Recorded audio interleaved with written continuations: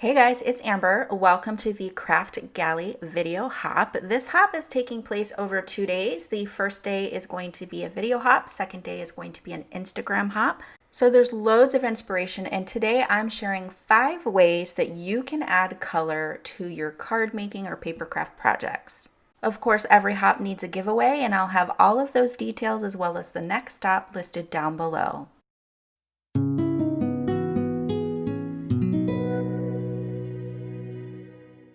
I'll quickly show you the products I'm going to use today. I'm starting off with Beautiful Flowers, which is a 4x6 stamp set with some lovely scripty sentiments. This is You Matter with a beautiful font and floral image along with some great sentiment strips that pair along with the large U. This is such a great set and I had so much fun watercoloring it. Then we have the lowercase alphabet die set. Now this alphabet die set is really unique. I love the size of the letters, but what's great about it is it actually cuts an outline and the solid image. So you get 2 in 1 with this die set. Super versatile. You can do so many things with that. And then I have my very first slimline die set, you guys. I'm so excited about this. This is Stitched Gallops 2 in 1. It cuts the outside as a frame and the inside it adds a scalloped edge to as well. So I'm going to show you that. Here I just used some metal snips to snip the dies apart. You want to make sure you get all those pesky little pieces right into your trash, or you can also cut this over like a baby wipe or something to catch those pieces. I'm just going to rub my palm over this stamp set in order to condition it, make sure that it's nice and cloudy on the surface, and then I'll ink it up with Altenew Obsidian Pigment ink. This ink is super dark and black, really fine, crisp stamping, and it's great for watercolor. So I have a number 2 watercolor brush here. This one is from Wonder Forest. I'll have it linked down below if I remember. There's no affiliate link for that. I just like these brushes. I think they perform really well. And I have a piece of Saunders Waterford High White Cold Press paper here. I really love their cold press and their rough. Rough is a little hard to stamp on, so cold press was where I went today. And I have the Altenew Artist Watercolor 24 pan set here. What I am filling this U in, and actually all the letters from this stamp set, is the color Seashore. So I'm taking the pigments straight out of the pan so that it's full pigment. And right here underneath, so I added a light layer first, and then underneath some of these leaves and flowers, I want to cast a shadow. So I'm going to deepen up the pigment underneath those so that it's nice and dark, and that's going to help to pop those leaves and flowers forward off of the page and off of the U. When I show pictures of the finished card, you will see what a big difference this makes in separating the leaves and flowers from the letters.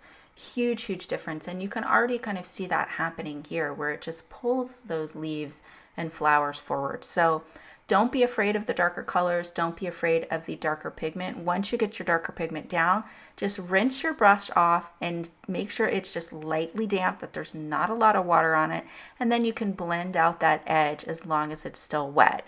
The reason you don't want a really wet brush is that can cause a bloom on your already colored letter.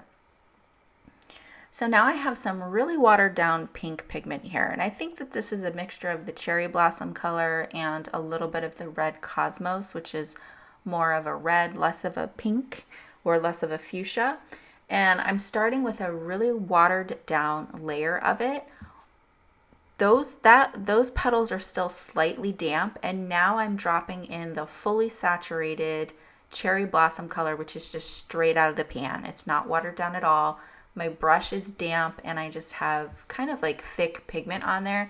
And you can see that those petals were still a little bit damp because you see that darker pigment start to bloom and just blend in with that lighter layer.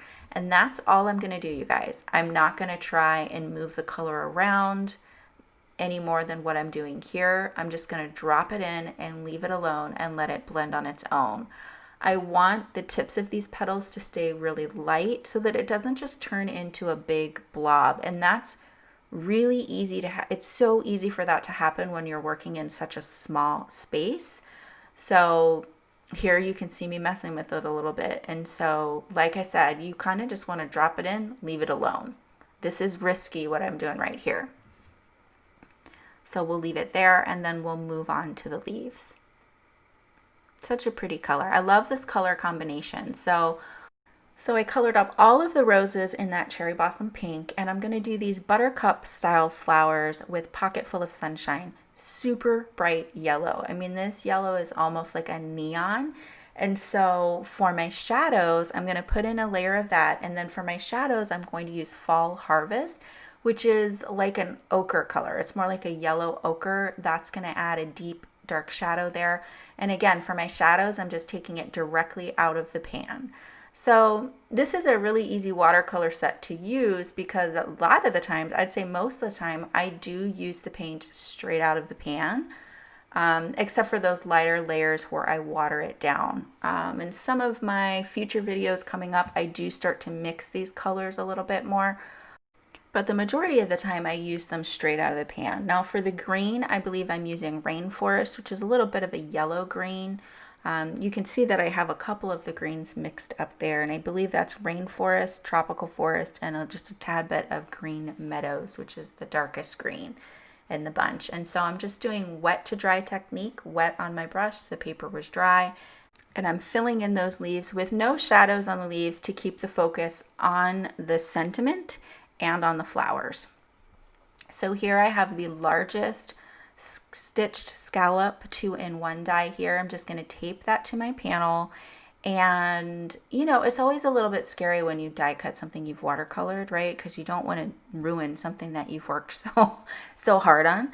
But like I said, so here you can see, so since this is just a partial piece, you can see how that edge that I just took off right here would be the frame if that went all the way around. And then there's that center piece that it cuts out, which can be used as a little detail edge, really.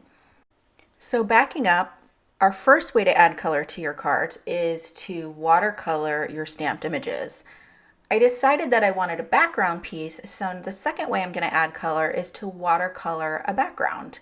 And super simple here, you guys. I just have another piece of watercolor paper, that same watercolor paper, and I am just quickly, I swiped across some clean clear water, then I swiped across the Pocket Full of Sunshine, and now I'm adding some of that Fall Harvest, which was that darker yellow ochre. So this is one of the fastest way that you can add a huge pop of color to your cards, is to have a watercolor backdrop like this. You can also cut this up into smaller pieces. So here I've added some foam tape to the back of my centerpiece, and I'm going to use my Score Pal or Score Buddy to just get this lined up. I don't want to fuss around with trying to make sure it's perfect. So this is just one of the card making hacks that I like to use, and it's going to hang off the one edge just a bit, but this ensures that one edge is completely lined up. And then I'll just take it to my trimmer to line up the other one. Now here I'm just putting my sentiment strip down that I want to use, and I'm just making sure that I have the spacing right. Basically, I want to have the top edge of the watercolored piece and the bottom edge of the sentiment strip be what is centered in the card. I'll go ahead and press it down once I have the alignment right, and then I'll stamp that sentiment in Obsidian pigment ink, and here's the finished card. I love the deep dimension that was able to be achieved with the watercolors, and I love the scalloped edge on this. I think it's so pretty. So even though it's a slimline die, you can use it for your A2 cards also. Moving on to the next card, we have Beautiful Flowers, and I'm going to ink this up with magenta crisp dye ink. This is from Altenew. It's from the Spring Bouquet set, and this is actually the darkest pink in that set. So I'm going to stamp this down, and then what I'm going to do is I'm going to mix my ink. So I'm going to stamp this in a couple different inks. So this is our third way to add color to your cards. Maybe you're not a colorist and you don't want to color these images, but you think they're really pretty and you want to use them. So now I have Emerald, which is the darkest color in the Seashore ink family. And basically what I want to do is get the centers. So I've just inked it up, and I'm going to take a baby wipe. It is kind of a slightly damp baby wipe. And I'm just going to dab around the centers and get the majority of the ink off, but not all of it, you guys. I'm totally okay to get some color mixing here, which is what I want. I kind of want an ombre flower effect going on from the centers being the darkest and then moving out. I loved the look of that. So now I have Volcano Lake, which is the second darkest color in that ink family. And I just kind of put a little around the centers. I'm going to stamp that down, and now I have more of a gradient effect. So we've got the magenta pink all the way on the outside, some purple, and then what turned into almost a navy. Fourth way to add some color, I'm going to Copic color the background. Now I'm not going to do the whole thing. I wanted to set the flowers apart from the background a little bit. So I'm just going to go around, and this is a dye ink, which isn't necessarily Copic safe, but I'm not coloring over top of the stamped image, so totally fine. Basically, I'm going to color the bottom left corner of this background to set these flowers apart.